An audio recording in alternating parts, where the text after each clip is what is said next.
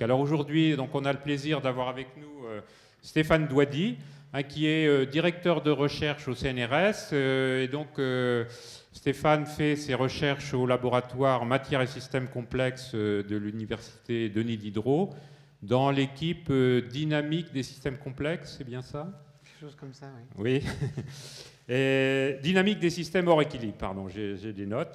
Donc Stéphane, il a travaillé sur des domaines très divers, hein, l'hydrodynamique, justement les milieux granulaires et leur dynamique, aussi des problèmes assez différents de morphogénèse, hein, l'apparition de structures plus ou moins régulières dans les végétaux, par exemple les nervures des feuilles, où je me souviens quand tu étais à l'ENS, l'organisation des graines dans les fleurs de tournesol qui obéissent à des lois mathématiques assez subtiles.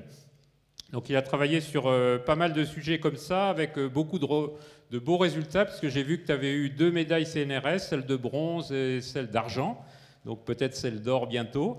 Hein. Et donc aujourd'hui, tu vas nous parler de, je pense que ça a rapport avec les milieux granulaires, donc le champ des dunes, hein, et certainement tu vas nous montrer qu'un chercheur ne reste pas toujours dans son bureau devant son ordinateur. Voilà, je te cède la parole, c'est à toi. Merci. Bonsoir. Donc je vais vous parler de champ des dunes. Alors je vais vous parler un tout petit peu avant de dunes, évidemment, pour savoir quand même d'où vient le champ. Et si vous avez la chance d'aller dans le désert, vous voyez des dunes, c'est en fait des formes assez particulières et que moi j'appellerais presque organiques. C'est-à-dire que vous avez une forme ici, ce n'est pas un tas de sable tout bête, il y a une logique dans la forme. Et cette logique, on peut essayer de la déterminer, et c'est ce qu'on a essayé de faire. Et on voit que c'est une dynamique. Donc c'est pour ça que c'est souvent comparé avec des vagues.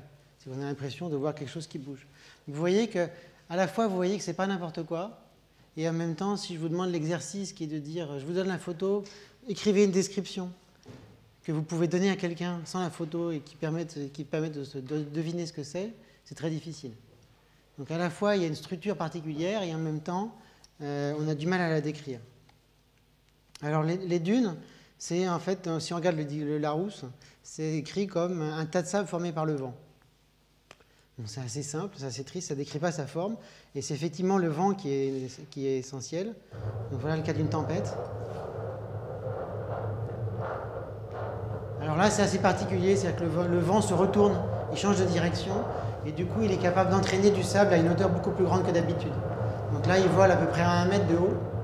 Et donc, c'est un peu dangereux pour la caméra. Mais normalement, le vent, il arrache les grains de sable et il les fait voler sur une surface qui est beaucoup plus faible, qui est de l'ordre de 5 à 10 cm. On voit ça à la plage, quand il y a du vent. Ça vous chatouille la cheville, mais pas beaucoup plus. Ça, c'est vraiment une tempête. Alors d'habitude, ça ressemble plutôt à ça. Donc on a le dos d'une dune et on voit ici des surfaces un peu floues blanches parce que c'est justement un petit peu de sable qui vole sur la surface de la dune. Alors ce qui se passe, c'est que quand le tas de sable est assez gros et quand le vent est assez grand, le vent, par inertie, il continue tout droit. Au lieu de suivre logiquement le profil de la dune, il continue tout droit. Alors en termes savants, on appelle ça un décollement de couche limite. Mais ça veut juste dire qu'il continue sur sa lancée. Et là, on peut le voir parce que les gens ont mis du fumigène dans la pente et la fumée, elle reste piégée. Ici, on a un tourbillon de recirculation et la fumée reste piégée. Et l'air frais arrive et continue tout droit et continue le profil de la dune. Ce qui se passe donc, c'est que le sable qui est entraîné ici sort et retombe dans cette bulle de circulation. Il n'y a pas beaucoup de vent et il se dépose à la crête. Donc ce qu'on observe, c'est une congère, exactement comme les congères de neige, sauf que c'est une congère de sable. Et ce qui se passe, c'est que vous avez tous observé un tas de sable. Le sable, c'est quasiment comme un liquide parce que ça remplit le récipient, comme on dit. Mais c'est un solide aussi parce que les éléments ne changent pas de voisin et il est capable de tenir une certaine force. Donc là, il a une force de gravité non nulle et il tient. Par contre, à un certain angle, il se met à couler et il s'arrête pour un angle un peu plus bas. Donc il y a un angle de démarrage et un angle d'arrêt. Et là, c'est ce qui se passe. Donc vous saupoudrez du sable en haut, dans la corniche, en haut de la dune. Donc le sable se dépose, l'angle augmente. Et à un moment où l'angle devient trop grand, ça démarre une avalanche. Alors il y a deux fronts, il y a un front d'avalanche qui descend vers le bas, et un front qui mange la corniche, la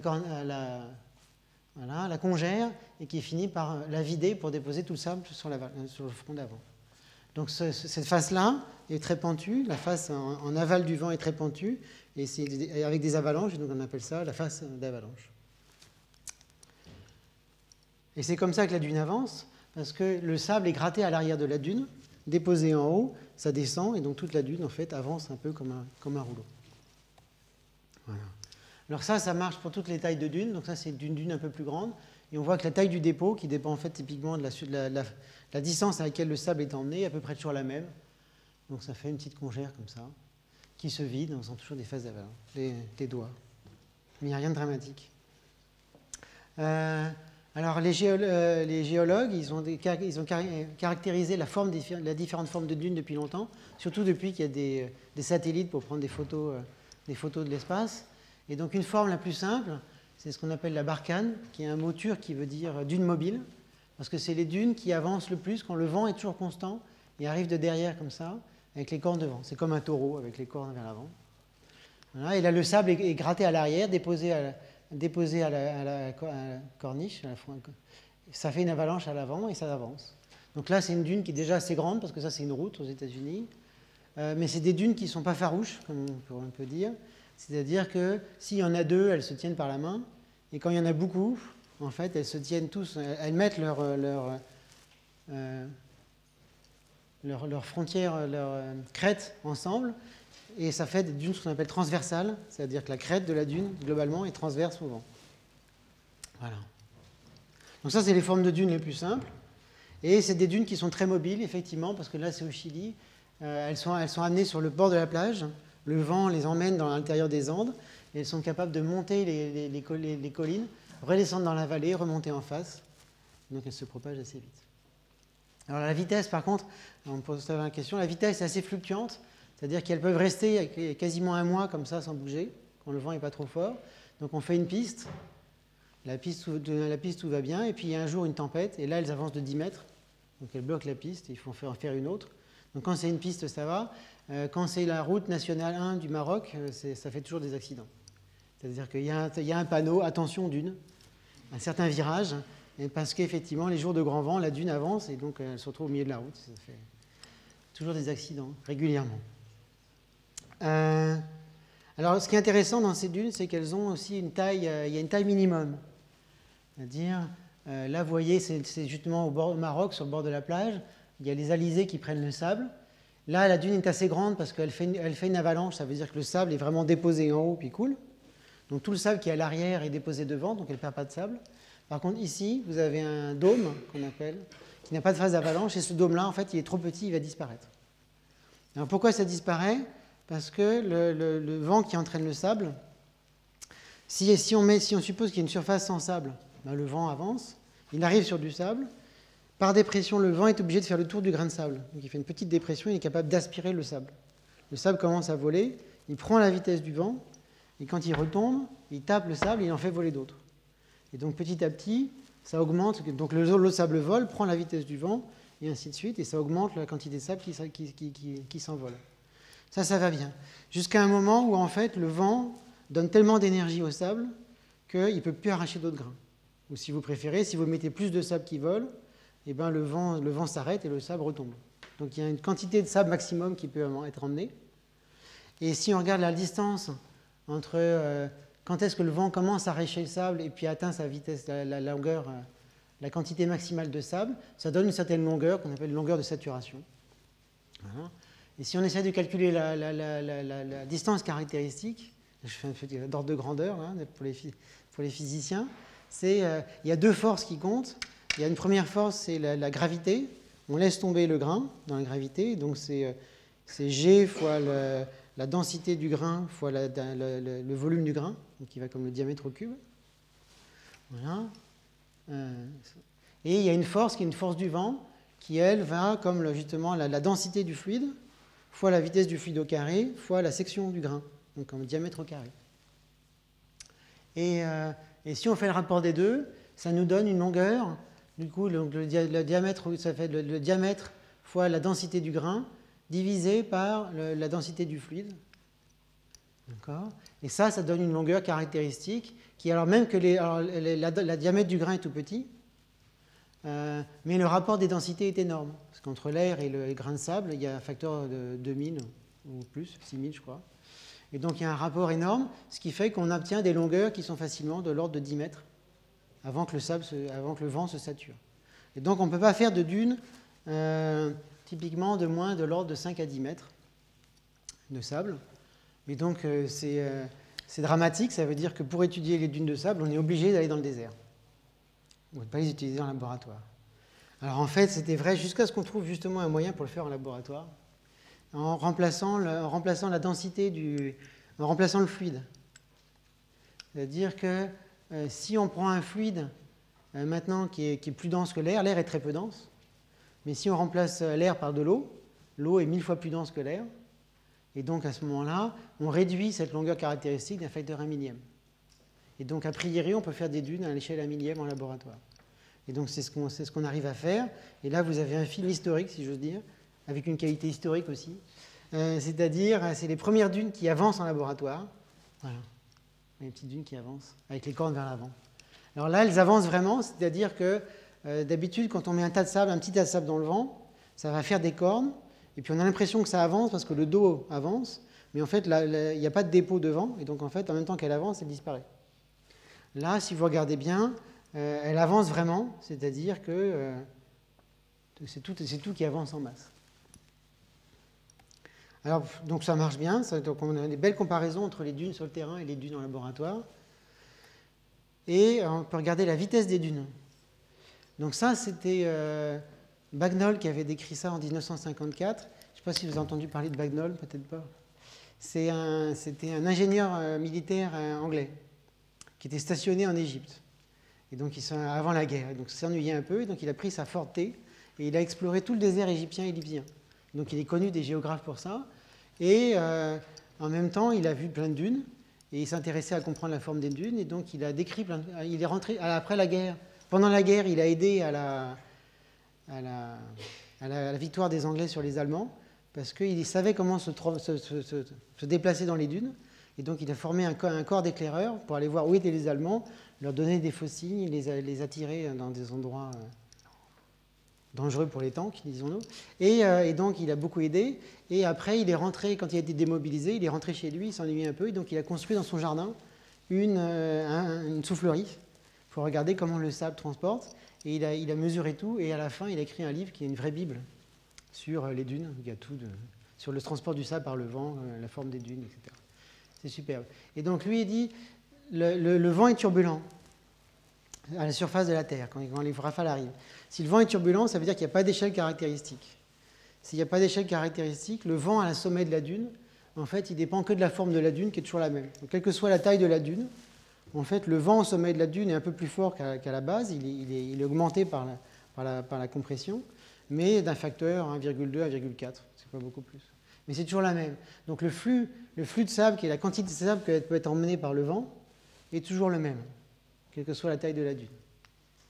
Et si on veut regarder à quelle vitesse la dune avance, eh bien on fait un petit rapport de conservation de la masse. On dit que pendant un temps t, il y a un flux qui est Q fois le temps. Donc ça, voilà. Et ce transport donc, qui est gratté à l'arrière, qui est mis à l'avant, ça correspond à une surface qui est la hauteur de ma dune fois la longueur à laquelle ça a avancé. Ça, à peu près. Et donc si on fait la vitesse, c'est-à-dire la longueur divisée par le temps, on a le flux divisé par la hauteur.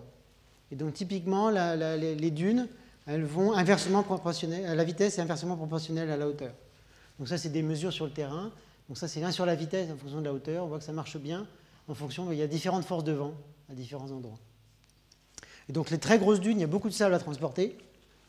Et donc ça met du temps, alors que les toutes petites dunes, il y a peu beaucoup de sable à transporter, donc ça va très vite. Alors du coup, on peut s'amuser à faire des courses de dunes. Voilà, il y a 2 dunes qui arrivent. Alors laquelle va gagner? C'est pas clair. Et il y a une petite dune qui arrive là. Est-ce qu'elle va les rattraper? Et en fait, non, elle meurt avant. Alors, elle meurt avant parce que les dunes, elles conservent leur sable. Le sable qui est tiré ici, il est déposé sur la phase d'avalanche, là tout va bien. Le seul problème, c'est que sur les cornes, quand on arrive sur les cornes, on a une taille qui devient plus petite que la taille limite des dunes. Et donc sur les cornes, elle n'est pas capable de retenir le sable. Et elle perd toujours en fait un peu de sable par les cornes.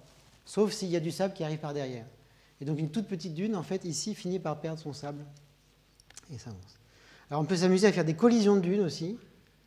Donc on fait une grosse dune qui avance lentement, et il y a une petite dune qui arrive par derrière, et regardez ce que ça donne.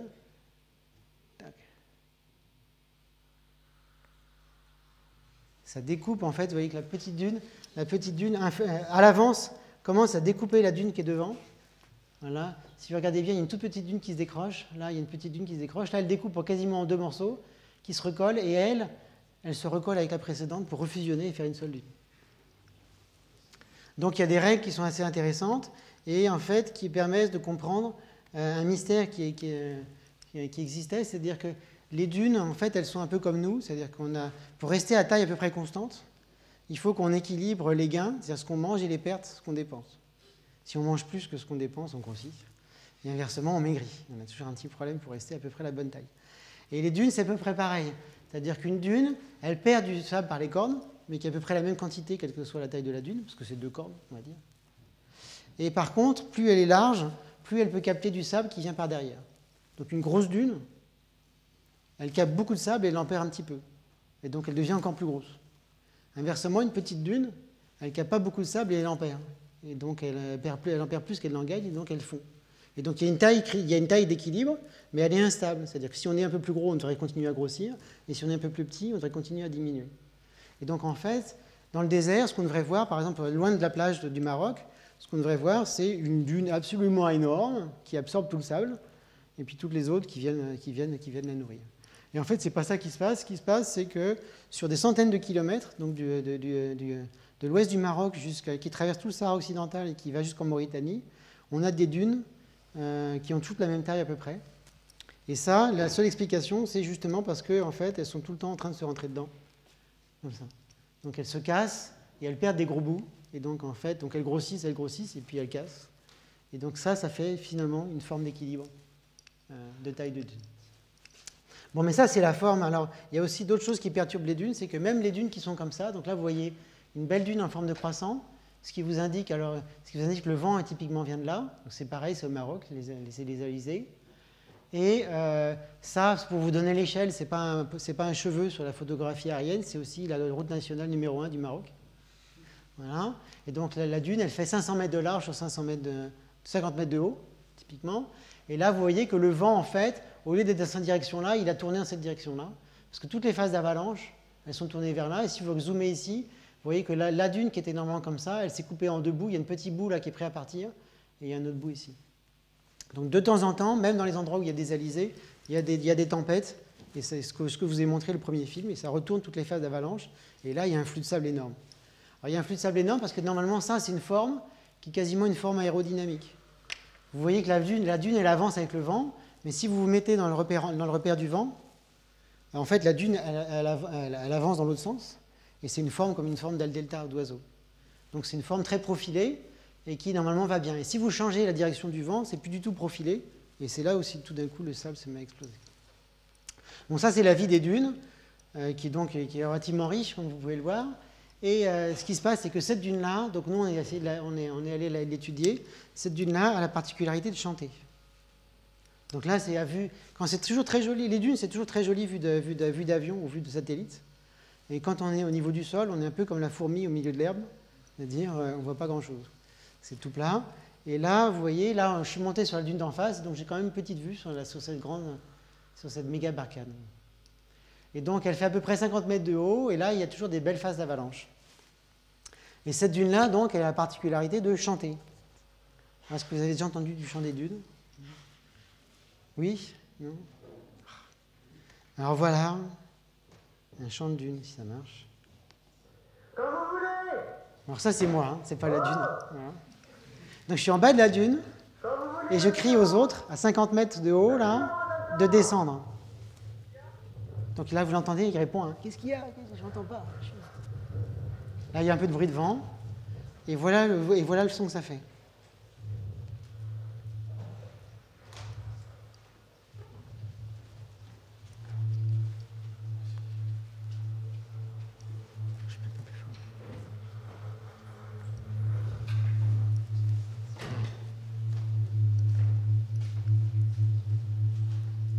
Alors, ce qu'il faut bien voir, c'est que c'est un son qui est assez puissant. C'est-à-dire que justement, je me suis laissé en train de crier au début.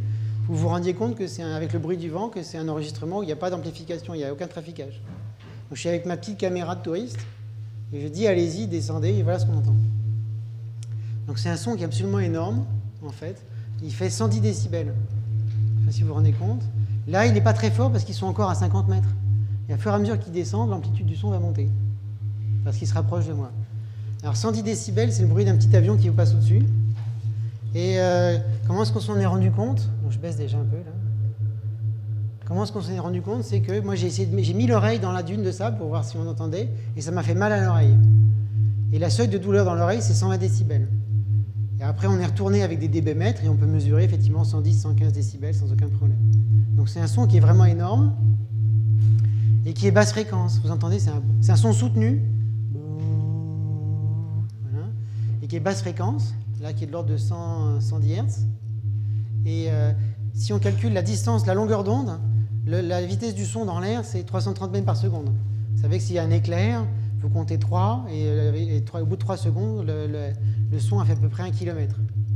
Ça permet de savoir à quelle distance est l'éclair. Et là, donc avec à 100 Hz, si vous calculez la longueur d'onde, c'est 3,3 mètres. Et c'est beaucoup plus grand que la distance entre vos deux oreilles, normalement. Même pour les éléphants. Et donc on ne peut pas savoir d'où vient le son. Si je vous mets ce son-là, vous êtes baigné dans le son et vous ne savez pas d'où il vient. Et en fait, c'est pour ça qu'il n'y a qu'un caisson de basse et qu'il n'y a pas besoin de plusieurs caissons de basse dans une salle. Et le seul moyen de savoir d'où il vient, c'est en fait de se promener, de se dire « Ah là, j'entends moins bien, je me rapproche, ah là, le son est plus fort, voilà, là, le son est très fort. » Il y a un petit problème de contact.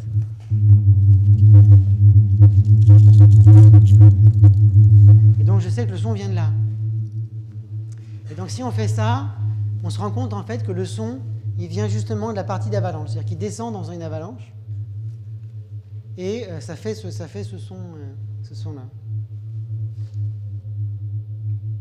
Alors, si maintenant je montre une image fixe, comme ça, j'ai le film. J'ai le film où on voit mes collègues qui descendent. Alors, ils mettent 4 minutes 30 à descendre, ça fait un bon morceau. Et la première fois que je suis revenu au laboratoire, on est tout excités. Donc, on a mis la caméra, on a mis l'écran, on a mis les enceintes, et je dis, regardez, on trouve un truc superbe. Les gens regardent le film et disent, mais il ne se passe rien sur votre film. Et en fait, c'est parce que ce qui est intéressant, ce n'est pas l'image de 4 personnes qui descendent. Ce qui est intéressant, c'est le son. On a tellement perdu l'habitude d'écouter le son et de regarder l'image qu'en fait, ils ne se sont pas rendus compte qu'il y avait un son intéressant. Donc là, vous avez que le son. Et maintenant que vous avez vu, vous savez qu'il faut écouter le son, je pourrais vous montrer l'image. Alors là, donc là, il arrive vers la fin, il pousse du sable, ça fait du son un peu différent. Vous écoutez. Donc c'est un son qui est assez bizarre, parce que comme il est basse fréquence, on ne sait pas vraiment d'où il vient. Et on a beau regarder autour, dans le désert, on entend, ce qu'on entend, c'est le bruit du vent dans les oreilles. Et là, il n'y a pas de troupeau de 4x4 qui arrive, il n'y a pas d'avion qui passe non plus. Il y a juste ce son-là qui est énorme. Voilà, là, il fait un peu propre. Voilà, alors le son, ce son, dans cette dune-là, il peut être assez pur. Donc vraiment comme une voix. Bon. Et typiquement, ce qui est aussi très remarquable, c'est qu'il fait à peu près toujours la même fréquence. Donc 110 Hz. Et là, il y a le maximum de variation de fréquence qu'il fait. Il va faire un demi-ton. Donc là, vous me voyez en train de descendre la dune. Voilà, c'est pas très excitant. Vous avez entendu? Il fait bouh, bouh. Je refais. Voilà, c'est un demi-ton. C'est pas énorme comme différence. C'est un peu le maximum, mais des fois, il est très pur, et des fois, il peut être rugueux. Donc, il y a la même séquence là de demi-ton, et après, il y a une séquence plus tardive où on entend le son qui est plus rugueux. Il fait rrrr.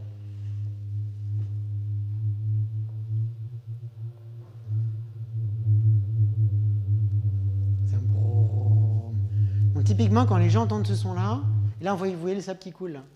Là, typiquement, quand les gens entendent ce son-là, on pense plutôt à un bombardier américain. Pourquoi? Parce qu'en fait, les bombardiers, c'était des avions à hélice. Et l'hélice, elle tourne à une certaine vitesse. Elle fait beau, elle fait un son comme ça. Et par contre, si le vent varie, elle va un peu plus vite. Elle fait beau. Elle dépend un peu de la turbulence. Et maintenant, si vous avez deux hélices, elles n'ont pas exactement la même turbulence. Donc elles vont fluctuer en fréquence. Et ces fluctuations en fréquence, elles ne sont pas exactement synchronisées. Du coup, si le son a exactement la même phase, le son s'additionne, il devient plus puissant. Par contre, si le son est en opposition de phase, et ben le son s'annule et ça fait un battement, ce qu'on appelle un battement. Donc voilà des belles courbes de mesure. Donc ça, c'est un son qui est très pur. Et là, c'est un son où il y a des battements. En fait, vous entendez moins, vous entendez la fréquence double là, et de temps en temps, vous n'entendez plus grand-chose. Alors nous, maintenant, on décrit ça comme un bombardier américain, mais en fait, ça veut bien dire, c'est comme pour décrire les formes, on se ramène toujours à une forme qu'on connaît. Là, pour décrire les sons, on se ramène à un son qu'on connaît. Et donc, par exemple, si vous êtes à l'époque de Marco Polo, les moteurs n'existaient pas encore, et encore moins les avions. Et du coup, la comparaison, quand il traverse la route de la soie par le désert pour arriver en Chine, il dit il y a un désert qui est dangereux parce qu'il y a les dunes, enfin, dans le désert, il y a des esprits qui font du bruit, qui font beau comme ça. Et donc, si on s'écarte de la caravane, on peut croire que quelqu'un vous appelle, et vous allez dans cette direction-là, et ce n'est pas la bonne, vous êtes perdu, ça c'est dangereux. Et inversement, de temps en temps, c'est le bruit, c'est pas un bruit d'appel, c'est un bruit de cavalcade, de cavalcade, et donc vous pensez que c'est des brigands qui attaquent, vous partez dans la direction opposée, ou alors c'est un bruit encore plus rugueux et puissant, et vous pensez que c'est, à l'époque, le bruit d'une bataille. Donc il faut imaginer que c'est le bruit de gens qui se tapent dessus, avec les chevaux et tout. Ce qu'on ne connaît plus, heureusement. Après, on connaît d'autres sons maintenant, mais pas ceux-là. Alors, ce qui est intéressant, c'est de savoir, d'essayer de comprendre d'où vient ce son. Et surtout, par exemple, c'est un son qui est donc, vous avez une fréquence qui est bien définie, qui est un bo, et qui est un son soutenu. Ce n'est pas une percussion. Alors, pour comparer ça, on peut se demander comment est-ce que ça se compare justement avec les sons. Donc, il y a la voix, et puis typiquement, il y a les instruments de musique. Alors, les instruments de musique, on les classe typiquement en cordes, percussions et vent. Mais en tant que physicien, en fait, je les classe en instruments qui ont une dimension, 2 dimensions ou 3 dimensions. C'est-à-dire que les cordes, c'est essentiellement un instrument à une dimension, c'est la corde. Et le reste, en fait, c'est pas ce qu'on appelle une caisse de résonance. C'est pas un vrai terme, c'est pas une résonance en réalité. On pourrait dire que c'est une amplification, mais c'est pas une amplification non plus. En réalité, c'est un adaptateur d'impédance. C'est-à-dire que la corde, quand elle vibre toute seule, elle ne bouge pas beaucoup d'air, donc elle ne fait pas beaucoup de son. Par contre, on lui met un chevalet ici, on lui met, sous le chevalet, on met une petite barre en bois qui s'appelle lame de violon, et qui appuie sur la caisse du fond, et quand la corde vibre, en fait, elle fait vibrer le chevalet, qui fait vibrer le morceau de bois qui fait vibrer la caisse. Et du coup, la caisse, elle, quand elle vibre, elle fait bouger beaucoup d'air. Donc même si on a de la perte d'énergie mécanique de la vibration, en fait, l'énergie mécanique est transmise à quelque chose qui est beaucoup plus efficace pour faire bouger l'air, et donc on arrive à entendre un joli son. C'est pour ça que ça, c'est un violon d'entraînement, donc on a enlevé la caisse, tout simplement. Donc on ne dérange pas les voisins comme ça. Donc typiquement, les instruments à 2 dimensions, c'est des percussions. Et les instruments à 3 dimensions, c'est des vents. Alors là, on triche un peu. Hein. C'est-à-dire qu'en fait, la 3e dimension, on essaie de réduire 2 dimensions pour la ramener à un tube, donc quasiment à 1 dimension, un peu large. Alors si on regarde comment ça marche, donc en fait, les cordes, ça peut être vu comme des percussions. C'est-à-dire si on joue de la guitare, on fait bing, donc on percute la corde de la guitare, on a un son mais qui disparaît. Donc c'est pas un son soutenu, ça ne nous va pas. Pour faire un son soutenu, ce qu'il faut utiliser, c'est un archet. Et un archet, ce qu'il fait, c'est qu'en fait, il grince sur la corde. Donc le grincement, je ne sais pas si vous connaissez tous. Hein. Ah, j'y arrive pas. Si, un peu. Voilà. Ça, c'est des grincements. Qu'est-ce que c'est un grincement? C'est ce qu'on appelle une instabilité de collage-glissement. Donc je frotte, donc je m'appuie sur la table, il y a un frottement, donc je retiens, je pousse. À un moment, ça lâche, comme l'angle d'avalanche. L'angle devient trop grand, ça lâche. J'avance. En avançant, je réduis ma force. Du coup, je m'arrête. Et après, je redémarre, et ainsi de suite. Donc, c'est des séries d'avancées et de recul. Alors, quand on fait ça, un grincement, typiquement, ce n'est pas un joli son. C'est un... Vous connaissez tous les grincements de craie, je ne vous en fais pas un. Les grincements de craie, les grincements de pneus, ce n'est pas des sons qui sont très jolis. Et en fait, ce qui se passe, c'est que le grincement, donc on tire sur la corde, il y a un moment, ça lâche, Donc ça commence à glisser, puis ça se recolle. Et pendant qu'on lâche, on fait une onde sur la corde. Et quand l'onde revient, si on a tiré à la bonne vitesse, c'est juste le moment où on a envie de relâcher. Et donc l'onde qui revient refait lâcher le glissement. Et donc ce qui se passe, c'est qu'on a une instabilité qui n'est pas très propre, un grinc, mais qui se couple avec quelque chose qui est très propre, qui est la corde, qui est un résonateur, qui a une fréquence qui est bien définie. Et du coup, normalement, les deux se parlent bien. Alors, pour vous faire, alors, quand on fait ça avec un violon, on entend une note, si on est doué, hein, on entend pip. Si on n'est pas doué, si on est un apprenti, ça fait justement, on n'arrive pas à mettre les deux d'accord, ça fait un son absolument affreux. Mais on entend la note, on n'entend pas les glissements séparés.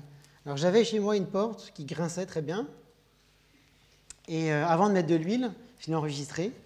Et donc si vous allez très lentement, vous pouvez entendre les tacs séparés, les glissements séparés. Donc, ça fait un tac, tac. Donc vous allez entendre les tacs, tacs séparés, puis je vais aller de plus en plus vite. Et à ce moment-là, il y a un moment où l'oreille n'arrive plus à distinguer, c'est assez intéressant, l'oreille n'arrive plus à distinguer les éléments séparés les uns avec les autres. Quand ils se rapprochent et qu'ils sont à peu près à 1/10 de seconde d'écart, on n'arrive plus à les distinguer. Par contre, quand ils sont plus près, on ne les distingue pas, mais ce qu'on entend, c'est le temps entre les deux tacs. Et le temps entre les deux tacs, ça veut dire qu'on entend la note. Donc on passe d'une perception de tac, tac, tac séparé à, et on entend la note. Vous allez voir. Écoutez bien. Voilà.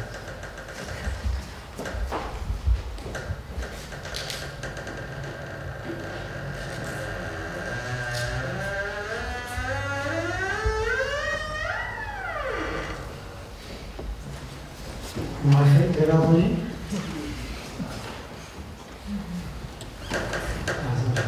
C'est pas séparé ça.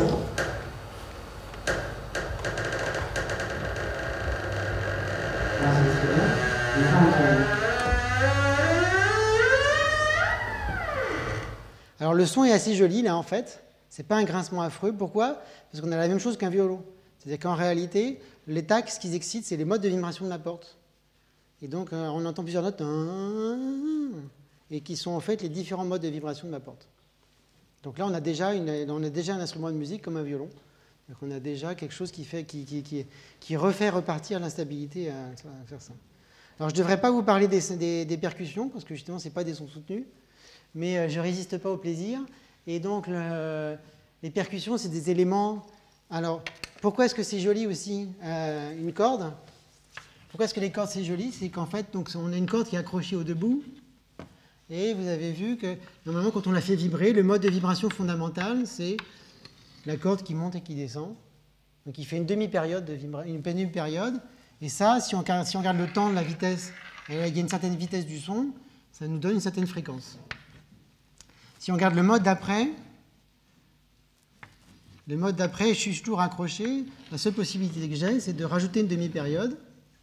Et à ce moment-là, je suis à demi longueur d'onde ici. Et donc si je fais l'aller-retour, je mets 2 fois moins de temps. Et donc ma fréquence, c'est bien le double de la fréquence de base. Donc, et après, je continue. Hein, j'en fais 3. Pardon, j'aurais fait un peu à la même distance. Voilà. J'en fais 3, je n'aime pas bien dessiner. Et du coup, j'ai une fréquence qui est triple. Donc ça fait que quand on tire une corde, on n'a pas un beau mode de vibration, on a un mélange de modes de vibration, mais tous les modes de vibration sont harmoniques les uns avec les autres, ce qui fait que le son est toujours très joli. Donc c'est des instruments antiques de base, en fait. Donc une corde, ding, ça fait toujours un son parfait. Maintenant, quand on a des cymbales, par exemple, on a des modes de vibration qui sont dans les deux directions. Et donc on a un mode de vibration radiale ou transverse, et ça fait en fait des figures qui sont beaucoup plus compliquées. Et des fréquences de vibration aussi. Et quand vous avez une cymbale comme ça, une plaque circulaire, donc les modes sont assez jolis à voir, mais il n'y a aucune raison que les fréquences propres en fait soient harmoniques les uns avec les autres. Et donc ce n'est pas des rapports rationnels simples, et du coup ça ne sonne pas bien, comme dirait Pythagore. Donc je vous fais avec une plaque. Ça ne fait pas un joli son. Ça fait bling, typiquement. Voilà. Et ça, c'est parce que tous les harmoniques qu'on excite, en fait, ne sont pas dans des rapports harmonieux. Alors tous les gens qui dessinent des cymbales, l'art de dessiner des cymbales ou des cloches, c'est en fait de faire varier l'épaisseur localement. Et donc quand on fait varier l'épaisseur à un endroit, on ne change pas la fréquence du mode fondamental. Par contre, on change la fréquence du mode plus élevé.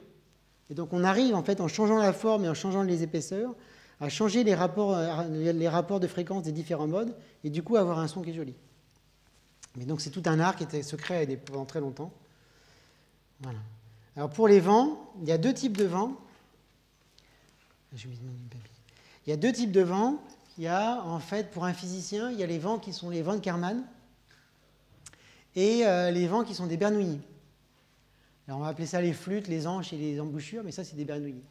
Alors les vents de Kármán sont assez faciles. Vous vous rappelez que derrière la dune, quand le vent va trop vite, ça fait un tourbillon. Donc c'est exactement ce qui se passe. C'est-à-dire que si vous bougez un objet comme ça dans l'air, si vous allez lentement, l'air fait le tour et se recolle. Si vous allez un peu trop vite, l'air fait 2 tourbillons derrière. Et si vous allez trop vite, le frottement de l'air sur les tourbillons fait qu'il entraîne les tourbillons. Alors un tourbillon, c'est ce que vous voyez sur les satellites. Hein, vous avez des tempêtes qui arrivent, c'est des gros tourbillons. Et avec la vitesse de rotation, vous avez une surpression à l'extérieur et une dépression à l'intérieur. Donc c'est des variations de pression. Donc si vous avez des tourbillons qui se décrochent périodiquement, ça vous fait des variations de pression périodiques, ça vous fait un son. Donc ça, c'est l'instabilité de von Kármán. Et typiquement, ça va dépendre, la fréquence qu'on entend dépend de la taille du cylindre. Donc si vous avez des fils, c'est ce qu'on entend, les fils télégraphiques qui sifflent, je ne sais pas si vous avez déjà entendu ça, avec le vent, il y a des fils qui sifflent, c'est le fil qui vibre parce qu'il y a les décrochements de tourbillons derrière. Donc si vous prenez un petit cylindre, hein, et vous le faites, là vous entendez le son, il n'est pas très joli, mais bon quand même. Vous faites une tige un tout petit peu plus grande, vous voyez le son est un peu plus grave. Voilà. Si vous prenez beaucoup plus gros, le son est plus grave. Et donc là, vous pouvez calculer. Donc voilà comment ça marche. Et ce que vous faites quand vous faites des flûtes, c'est que vous faites le vent sur un bord, hein, par une flûte de pan. Vous faites le vent sur le bord, et du coup, vous décrochez vos tourbillons périodiquement. Et là, vous avez la même chose que pour le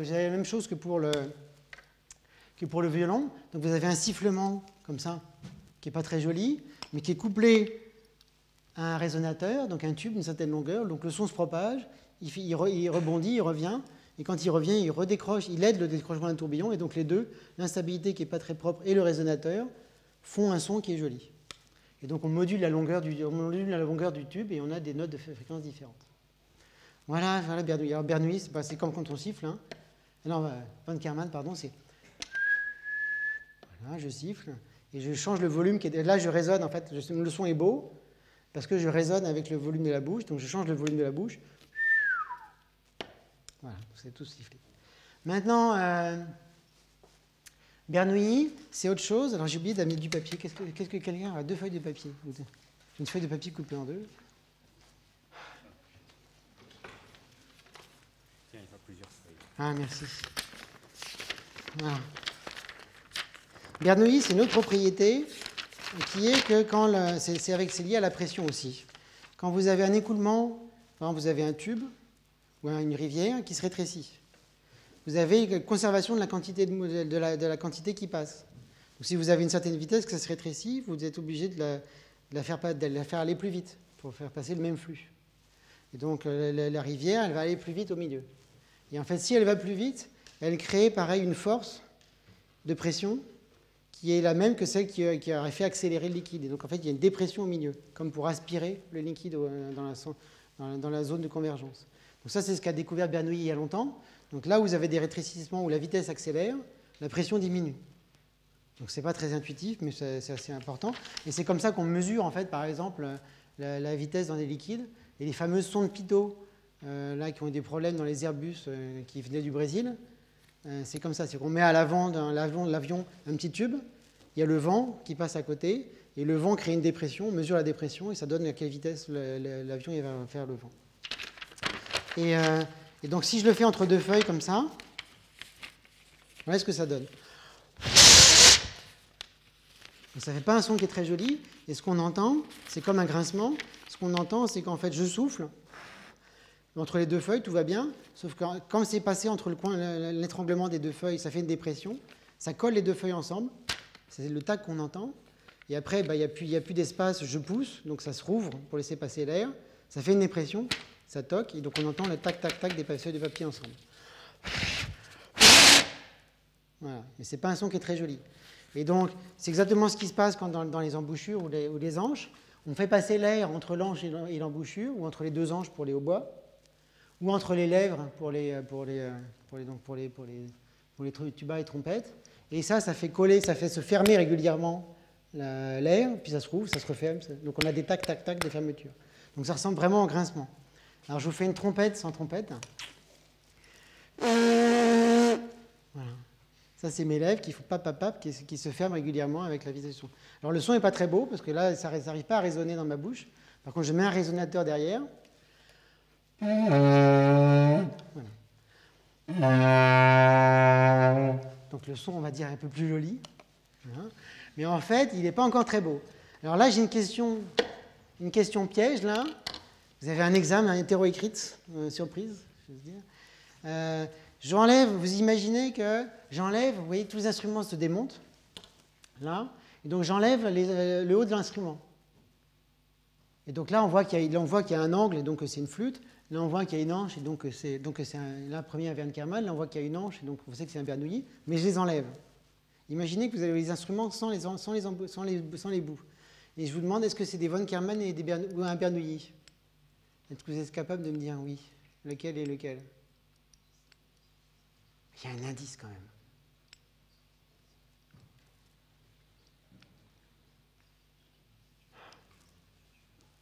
Non, personne ne trouve. Eh bien, c'est que les Wernkermann, ils sont droits, alors que les anches, ou les embouchures, elles ont un pavillon en bas. Elles ont toutes un pavillon. Alors, vous pouvez vous demander pourquoi? Eh bien, c'est parce que les flûtes, en fait, vous savez, vous voyez, vous faites un décrochement de tourbillon auprès d'une hanche. Vous avez votre tourbillon qui se décroche, et à l'autre bout du tube, c'est ouvert. Et donc, en fait, par rapport à une corde qui est coincée, vous êtes dans des modes de vibration, de pression, sauf que en fait, c'est ouvert d'un côté, donc vous avez une vibration maximale, et c'est ouvert de l'autre. Vous avez une vibration maximale. Entre les deux, ce que vous faites, le premier mode le plus simple, c'est pareil, une demi-longueur d'onde, ça bouge comme ça. Donc, on va dire F0. Le mode suivant, je rajoute une demi-longueur d'onde. Et donc là, j'ai deux fois la même chose. C'est 2 F0. C'est pareil. Et ainsi de suite. Donc c'est comme la corde, sauf qu'au lieu d'être fermé, c'est ouvert. Voilà. Donc là, j'ai 3 F0. Et donc, en fait, les flûtes, c'est aussi l'autre instrument antique de prédilection. Ça fait un son qui est harmonieux, toujours. Maintenant, vous regardez mon tube, et vous allez me dire, mon tube, il ne sonnait pas bien. Je suis vexé. Et en fait, c'est parce que le tube, vous êtes en train de clapper. Si vous êtes en train de clapper, vous êtes presque tout le temps fermé. Donc vous avez une condition en fait qui est fermée. Et l'autre bout, vous avez le tube est ouvert. Et donc vous êtes une condition ouverte. Donc le premier mode possible, en fait, il est un quart de longueur d'onde. Donc là, on va dire c'est lambda sur 2. Là, c'est lambda. Il y a lambda sur 4. Donc ça, on va dire que c'est F0. Le mode suivant, on rajoute une demi-longueur d'onde. D'accord? Et donc, en fait, il a 3 lambda sur 4. Et donc, ça veut dire qu'il y a 3 F0. On est tout de suite l'harmonique 3. On n'arrive pas à faire l'harmonique 2. Et c'est ça qui fait un son qui est un peu particulier. On n'a pas un beau qui est beau. On a tout de suite un son bizarre. Et c'est un grand problème, ça. C'est-à-dire que vous avez un clairon, c'est-à-dire juste une embouchure, un tube, d'accord? Vous n'êtes pas capable de faire ta-ta, ta-ta, ta-ta, ta-ta, ta. Parce que pour faire ça, vous êtes obligé de faire une octave. Donc un clairon sans embouchure n'arrive pas à faire d'octave. C'est triste. Alors là, par contre, le pavillon permet de faire ça. Alors pourquoi? Parce que le tube, je vous ai dit que c'est du 3D, mais on se ramène à 1D en trichant. En réalité, c'est sur la corde, qu'est-ce qui donne le son? C'est qu'on a une vitesse qui se propage. Et donc là, ça fait demi-tour, c'est simple. Maintenant, quand on a un tube, on pourrait dire que c'est la vitesse du son qui se propage. Oui, sauf qu'en fait, le son peut faire des allers-retours sur les côtés. Il se dévie d'une certaine manière. Et ça veut dire que globalement, si on fait du bruit, on va avoir un son qui se propage plus lentement, plus le tube est large. Donc ça fait une correction à la vitesse du son. Et ça, c'est pour ça que les trous dans une flûte, ils ne sont pas à des rapports harmoniques simples comme une corde. Si vous preniez une corde de guitare et que vous la appuyez au milieu, ça fait exactement la fréquence double. Mais si vous faites une flûte, vous avez un trou, vous faites le trou au milieu, ça ne fait pas la fréquence double. Parce qu'il y a ce décalage dû au diamètre d'ouverture des choses. Donc c'est plus compliqué à calculer. Donc ça ralentit la vitesse du son. Mais du coup, ça dépend du diamètre. Si maintenant vous faites des diamètres variables, eh ben, la vitesse du son varie continuellement. Et ça fait exactement comme un effet mirage. Si vous avez la lumière, vous savez que la lumière avait une certaine vitesse. Un mirage, c'est quoi? Elle a une certaine vitesse parce qu'il y a une certaine densité, densité de la matière. Et quand elle arrive à un endroit avec une densité différente, l'indice optique change. Donc la vitesse est toujours la même, hein, comme dirait Einstein. La densité change et donc ça fait une réflexion. Ça fait un changement d'angle. Si c'est très chaud sur le sol, le changement d'angle est suffisant pour en fait que ça reparte et que vous voyez le ciel. C'est pour ça que vous imaginez votre ciel. Et là, c'est exactement ce qui se passe. Donc là, vous ralentissez et ça ralentit tellement qu'en fait, ça fait comme si ça rebondissait et ça repart en arrière. Donc par effet mirage, ce que vous arrivez avec le pavillon, c'est avoir une partie qui est comme si c'était une partie fermée, avec le son qui rebondit. Alors si on a un instrument sans pavillon, on peut le boucher, on aura un son qui est joli, mais on n'entend pas grand-chose, parce qu'il est bouché. Par contre, avec le pavillon, on a le même effet acoustique qui soit bouché, par contre, on a le son qui sort. Et donc à ce moment-là, si on est bouché, on revient à comme la corde, c'est-à-dire qu'on est fermé au debout, et on a de nouveau des sons harmoniques, et on peut enfin faire l'octave au clairon. Donc tout va bien.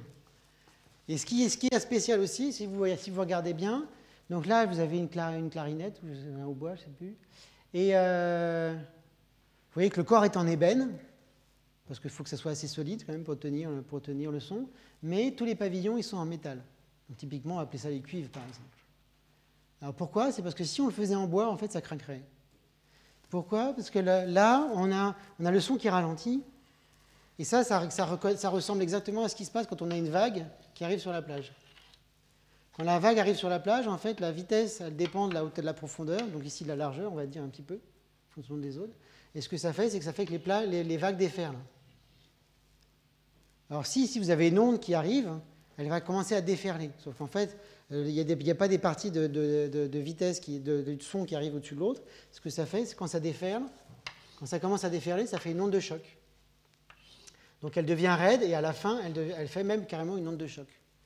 Et l'onde de choc, c'est très puissant. Et ça fait tac sur les parois latérales. Et donc si vous avez du bois, le tac finit par casser. Alors que là, vous avez du tac, des ondes de choc qui arrivent sur du métal, et le métal est capable d'encaisser. Mais c'est aussi pour ça que tous les instruments comme ça, avec pavillon, c'est les instruments les plus puissants. C'est-à-dire qu'eux, ils font 130 décibels à la sortie. Et donc, c'est pour ça que toutes les fanfares, pour annoncer que le roi arrive, parce qu'on prend des trompettes, hein, parce que c'est ça qui porte le plus loin, mais dans les orchestres, ceux qui jouent à côté des vents, ils ont des problèmes pour ne pas être sourds. Et donc, en général, ils sont un peu éloignés, ou alors même maintenant, même des parois pour protéger les instrumentistes à côté des vents. Donc voilà.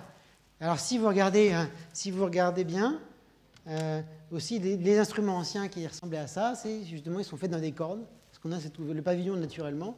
Et ça, c'était une trompe inca que j'ai trouvée dans un musée. Et ce que vous voyez, c'est...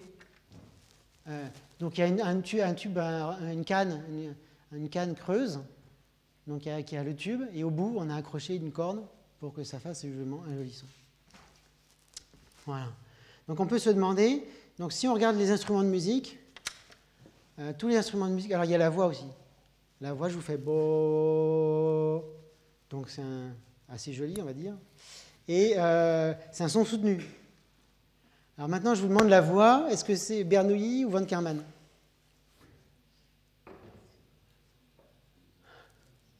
Je fais un vote. Alors, qui vote Von Karman? Qui vote Bernoulli? Ah. Bon, en fait, vous avez tout, c'est les deux à la fois. C'est-à-dire qu'en fait, la voix, alors j'essaye d'être en forme, la voix, il y a trois systèmes, donc il y a l'œsophage, il y a 3 systèmes de cordes vocales. Et en fait, on peut faire du son sur les trois cordes vocales. Donc entre les deux plus hauts, c'est typiquement les tyroliennes suisses. En gros, c'est que je passe du son là à là, en même temps que je saute, donc il y a vraiment une extinction, puis je passe à un autre son. Donc c'est ça qui fait l'effet, et je change à une fréquence plus élevée. Donc les deux cordes vocales plus hautes, c'est typiquement du von Karman, comme du sifflement, et ça résonne effectivement dans la gorge ou des fois un peu dans le nez. Moi je parle un peu du nez, parce que j'ai la lunette qui reste ouverte. Bon, voilà. Et par contre, il y a la corde vocale la plus basse, qu'on n'utilise pas souvent. Il parle comme ça. Voilà. Et là, si on écoute bien, on entend les blap, blap, blap, blap, blap. Voilà. Donc, les cordes vocales les plus basses sont des grenouilles. Voilà. Et donc, on a les deux, en fait, dans les cordes vocales. Alors, qu'est-ce qui se passe? Donc, voilà, donc on a décrit à peu près tous les moyens de faire du son. Les moyens de faire du son, c'est on a une instabilité, un son soutenu. On a une instabilité qui ne fait pas un son propre, qui fait un grincement ou un clap, clap, clap, ou un sifflement pas très propre, qui résonne, qui est justement branché avec un résonateur, qui se couple et qui lui fait que l'aller-retour fait un son qui est assez joli. Alors, ce n'est pas le cas. Alors, déjà, si vous voulez sur les sons, il y a des cas qui sont plus étranges. Ça, c'est des cas simples. Si vous voulez un cas, il y a un cas qui est plus étrange, qui est celui-là. Vous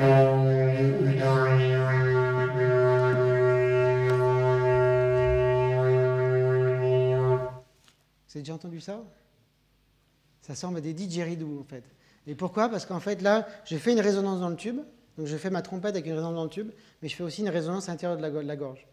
Et je peux changer la taille de la gorge comme un sifflement, alors que le son du tube ne change pas. Donc, je fais deux fréquences en même temps.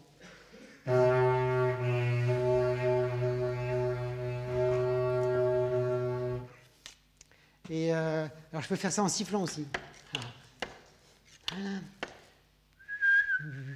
Alors, là, c'est vraiment, je ne l'ai pas fait.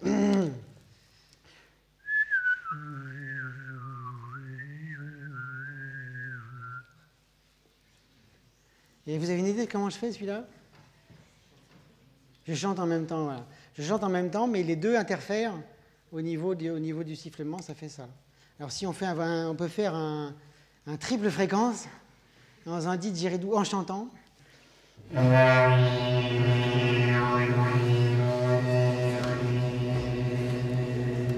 Et donc là, vous voyez que je peux faire des battements aussi. Je peux contrôler les battements, c'est-à-dire que je peux mettre exactement la même fréquence ou à des fréquences décalées.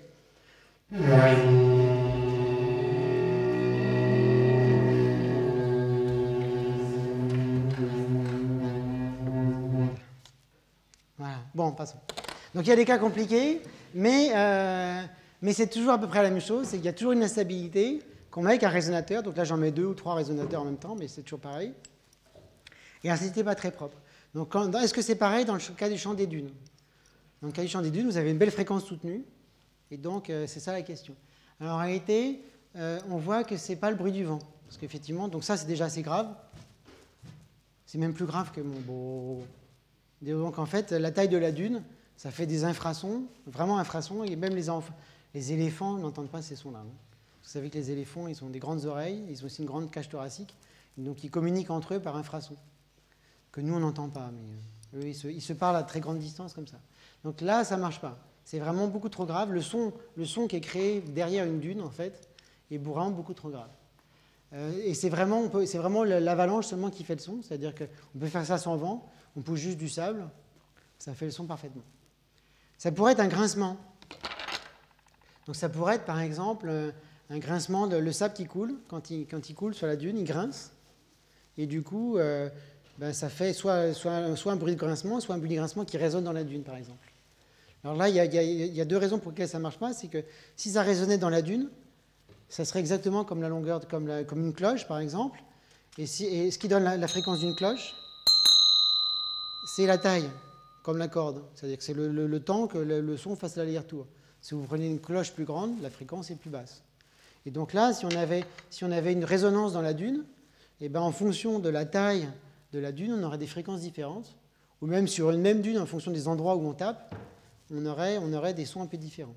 Et là, ce n'est pas le cas. On a toujours exactement la même fréquence.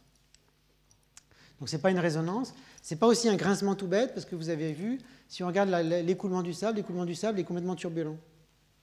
Et donc, il est vraiment, pour faire un grincement, il faut une sorte de solide un peu mou qui frotte sur un autre. Si c'est liquide, ben, il n'y a pas de raison que ça grince. Et donc, c'est ça qui est super, c'est qu'on a obligatoirement une méthode de faire du son qui est originale, qui n'est pas du tout comme un instrument de musique classique. Alors, d'où est-ce que ça peut venir? En fait, pour comprendre ça, il faut revenir à comment est-ce que le sable coule. Donc, je vous ai montré la bouteille, là. Donc ça, c'est la même chose sur une expérience. Ça tient jusqu'à un certain angle, ça coule, et après, ça s'arrête pour un angle plus petit. Et si vous regardez comment ça coule, donc là, ça coule. Il n'y a que la surface qui coule, et le fond, ici, en fait, ne coule pas. Alors, pour comprendre comment l'avalanche coule, ce qu'il faut voir, c'est... Est-ce que je le mets dans ce sens-là? C'est qu'il y a effectivement ce qu'on appelle la dilatance de Reynolds. C'est-à-dire que les grains, si les grains sont compactés entre eux, si vous voulez qu'ils avancent, par exemple qu'il y ait une avalanche, en fait, ce grain-là, il est obligé de monter pour redescendre. Donc ça, c'est utilisé, effectivement. Si vous marchez sur le bord de la plage, quand c'est encore un peu humide, quand vous marchez, vous vous enfoncez, et au moment où vous vous enfoncez, le sable qui remonte autour, il devient sec. Pourquoi? Parce qu'en fait, quand il bouge, il est obligé de se dilater, et l'eau n'a pas le temps de suivre. Et donc, en fait, l'eau reste derrière, il devient sec, jusqu'à ce que l'eau remonte par capillarité. Alors, c'est ça qui est utilisé dans certains emplâtres d'urgence. C'est que vous mettez du sable autour, vous enlevez l'air, et donc vous le compacifiez. Et ça, une fois que vous êtes compacifié, le sable peut plus se dilater, et s'il peut plus se dilater, il devient solide. C'est comme aussi les paquets de café ou les paquets de cacahuètes sous vide. Donc là, à l'inverse, si vous voulez qu'il y ait une avalanche, il est obligé de se dilater. Et donc, il va se dilater et retomber. Donc là, vous imaginez qu'il y a toute une couche qui fait ça en même temps. Toc, toc. Quelle est la fréquence? En fait, la fréquence, vous l'obtenez ici. Ça, c'est une avalanche, donc qui est réduite à un seul grain. Ça, c'est une dune, on ne peut pas faire moins. Ça, c'est une dune qui est réduite à un nombre de grains régulier. Si vous mettez un grain dedans, vous voyez qu'en fait, ça tient jusqu'à un certain angle parce qu'il est dans le creux. Donc là, ça permet de comprendre pourquoi est-ce que tout simplement le tas de sable tient. Si vous l'inclinez trop, ça se met à couler. Voilà. Ça, pourquoi? Parce que les creux disparaissent, tout simplement. Maintenant, si vous êtes entre les deux, vous voyez que vous pouvez être soit à l'arrêt, soit ça coule, et puis il y a un angle plus petit, ou même si vous poussez, ça s'arrête.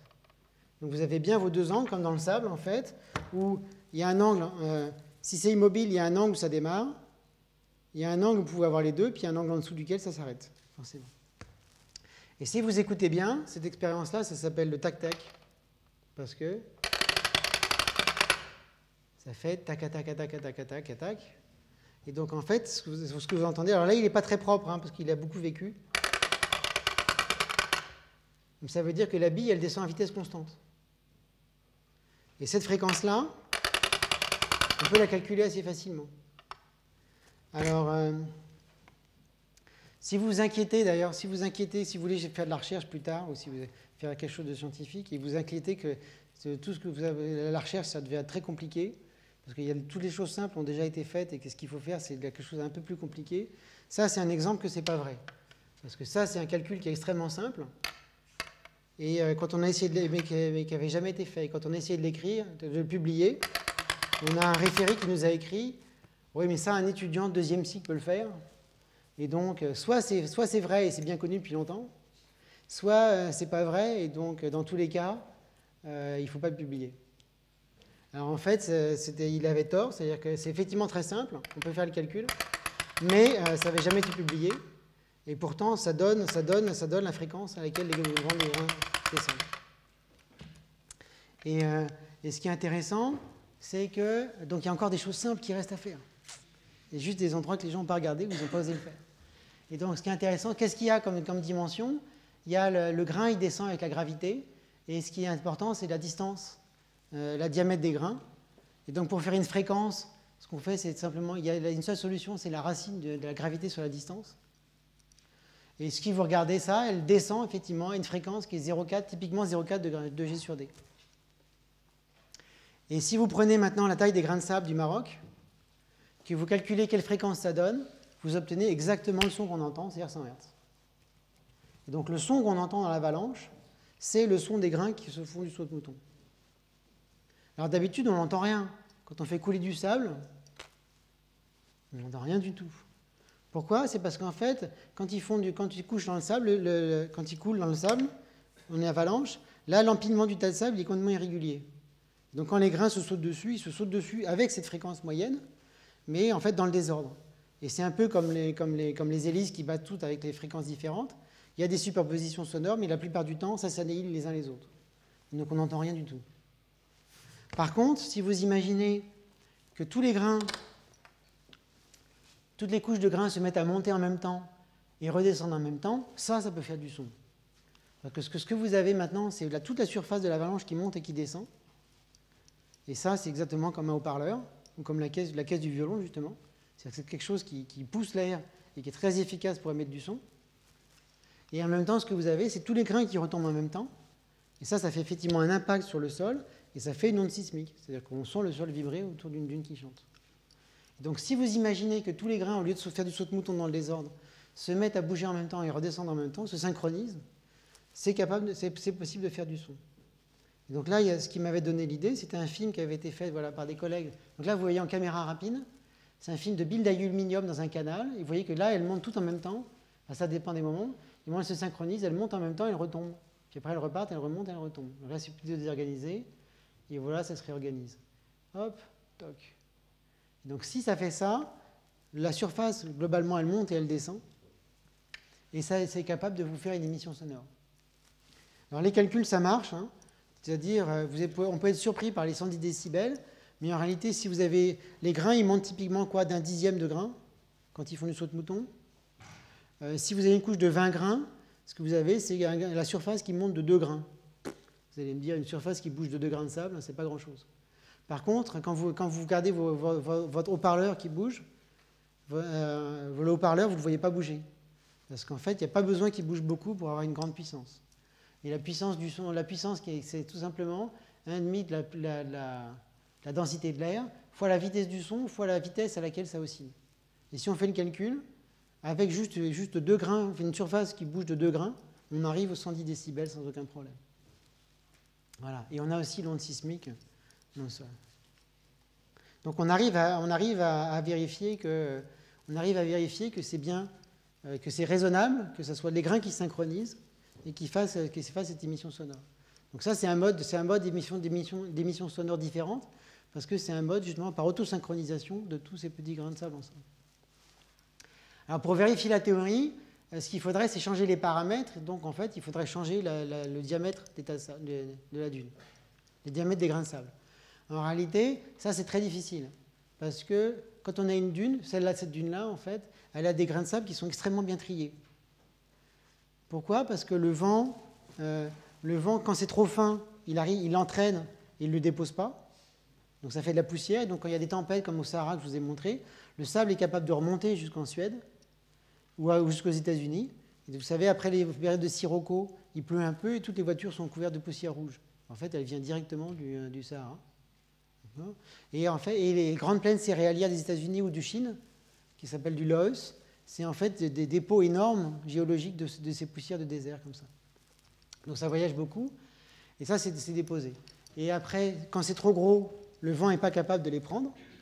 Et quand c'est juste entre les deux, quand le vent est capable de les prendre et que c'est suffisamment lourd pour que ça se redépose, ben ça fait du sable de désert et ça fait une taille bien caractéristique. Et donc là, en haut de cette dune, on a une taille qui est bien caractéristique, qui dépend de la force du vent typique qui est là. Et donc, si vous voulez changer la taille des diamètres, si vous voulez la taille des grains de sable, vous êtes obligé d'aller ailleurs dans le monde pour avoir des vents différents. Et là, ce que je vais vous montrer, donc là, on a fait des mesures au Chili, en Chine et à Oman et ailleurs. Ce que je vais vous montrer, c'est voilà. Là, c'est au Chirobaramador. C'est au Chili. Vous allez me dire que ce n'est pas une dune. C'est vrai, c'est un dépôt de sable le long de cette montagne-là. Et Chirobaramador, ça veut dire le mont qui brame. Parce qu'effectivement, il fait beaucoup de bruit. Et le son est beaucoup plus grave, vous entendez. Et le son est grave parce qu'en fait, la taille des grains est beaucoup plus grosse. Et il est plus gros parce que le vent est plus fort, parce qu'il est c'est du vent qui est normal ici, mais qui est coincé entre les deux arêtes rocheuses. Donc il accélère. Et là, effectivement, les grains de sable sont plus gros que d'habitude. Et là, vous entendez deux sons, vous entendez deux fréquences. Un boum Pourquoi? C'est parce que vous voyez qu'il y a deux types de grains. Il y a des grains jaunes et des grains noirs. Les grains jaunes, c'est typiquement du feldspath, d'accord. Et les grains noirs, c'est typiquement des minerais de fer. Et cette région-là, elle est connue pour ses mines. Elle a beaucoup de minerais. Et les minerais de fer, il est plus lourd, et donc par rapport au vent, les grains que le vent était capable d'emmener, ils sont plus petits. Donc vous avez une séparation d'éléments, mais aussi de taille. Et ce que vous entendez au début, c'est une synchronisation des gros grains de feldspath, et à la fin, une synchronisation des grains de fer. Voilà. Alors on peut se promener comme ça dans le monde, et ça marche bien finalement. C'est-à-dire, voilà les différentes mesures qu'on a faites. Ça, c'est la fréquence prévue, c'est la fréquence mesurée, et en fonction de la taille des grains. Alors, ce qui se passe, c'est qu'il n'y a pas une variation énorme des tailles des grains. Pourquoi? Parce que les vents partout dans le monde sont à peu près de la même force. Et donc, la taille des tris sont à peu près les mêmes. Et il y a un cas qui est intéressant, c'est ces points jaunes, parce que c'est une dune qui est tout près de la mer, et qui a la particularité de ne pas être triée en grains du tout. Enfin, les grains sont encore très peu triés. Il y a une grande variation de taille des grains. Et quand on fait l'avalanche, au lieu d'avoir un beau sur une fréquence bien pure, on a des comme ça, des sons plutôt cuivreux, et c'est parce qu'en fait, elles résonnent à différentes fréquences, des fréquences très différentes. Mais si on prend les différentes tailles de grains séparément, et qu'on arrive à les faire chanter au laboratoire, par exemple sur une avalanche, eh ben on arrive à retomber sur les fréquences différentes qui correspondent chacune à leur taille. Voilà. Alors ça montre qu'en fait, le chant des dunes, ça vient des grains de sable, c'est-à-dire que ça ne dépend pas de la dune. C'est vraiment les grains de sable qui s'autosynchronisent, c'est le mouvement des grains par gravité, il n'y a pas de résonance ou d'effet dans la dune, et du coup, on peut effectivement le faire en laboratoire, c'est-à-dire si on prend une planche qui est assez grande et qu'on fait couler assez de sable, on obtient le chant. Alors il n'est pas aussi beau que dans le désert, hein, mais on obtient du chant des dunes. Ce que ça veut dire, c'est que le chant, il est lié, pas à la dune, mais il est lié au sable. Parce que tout le sable ne chante pas et toutes les dunes ne chantent pas. Et donc il y a du sable qui est vraiment musical, et la preuve, c'est qu'on peut faire du son, effectivement, avec, de plein de manières différentes.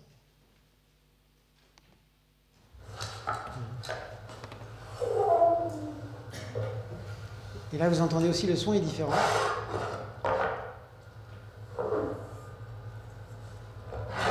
On peut faire du son, voilà. On peut même faire différentes notes, si on...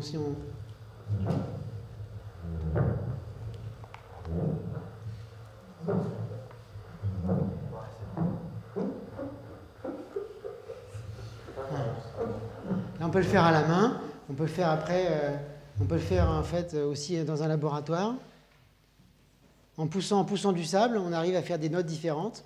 En poussant plus ou moins vite ou plus ou moins de sable, on arrive à faire une gamme.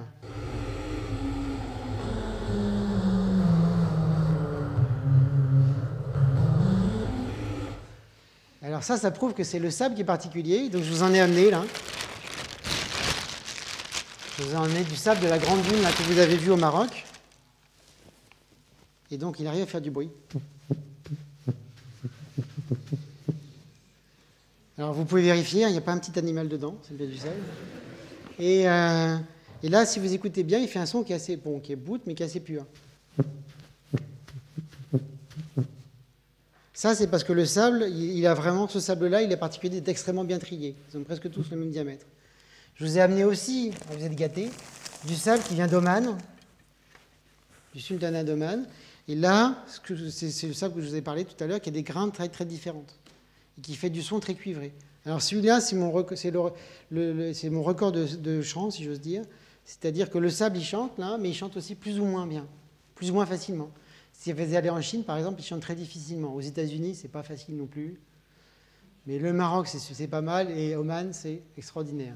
Voilà, vous avez entendu? Donc là, je le bouge à peine, et il fait déjà du bruit. Et si je le fais très vite, là, il fait un son qui est plus un son cuivreux. Vous entendez, hein? C'est un brap brap. Parce que justement, on mélange plein de fréquences différentes. Et on mélange des fréquences différentes parce qu'on a des tailles de grains différentes. Mais ça n'empêche pas de sonner. Alors lui, en fait, il est un peu capricieux. Hein, c'est-à-dire qu'il lui faut des bonnes conditions pour chanter. Il faut qu'il y ait qu'il ne soit pas trop humide, quoi, qu'il soit un peu chaud, un peu sec. Par contre, celui-là, il chante alors, dans toutes les conditions. Bon. Alors pourquoi est-ce que ces sables-là, ils font du bruit? Alors que si vous jouez avec du sable, d'habitude, ça ne fait pas ça. Alors ça, c'est le dernier mystère qui nous reste, enfin, qu'on a un peu résolu, qu'on va voir maintenant, c'est que voilà une belle photo de sable musical marocain. Est-ce que vous voyez que c'est du sable qui chante, là? À vue de nez, non? Alors, ce qui se passe surtout, c'est que ce sable-là, il chante. Je vous ai dit, il est un peu capricieux, puis j'arrive à le faire chanter pendant un mois. Et au bout d'un mois, il va faire plus de son.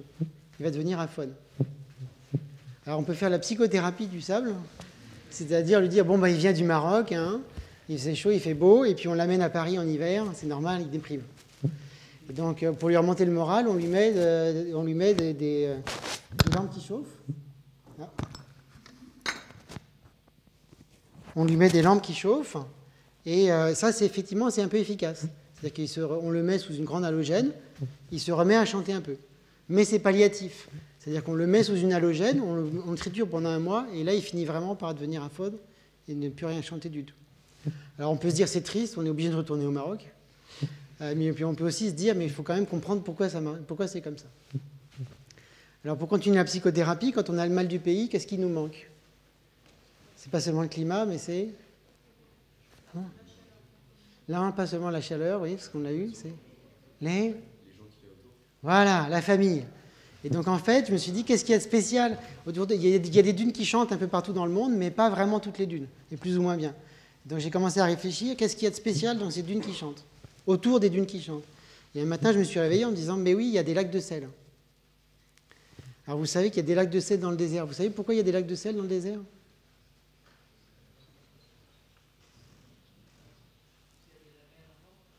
Voilà, mais si la mer est salée, pourquoi est-ce que la mer est salée?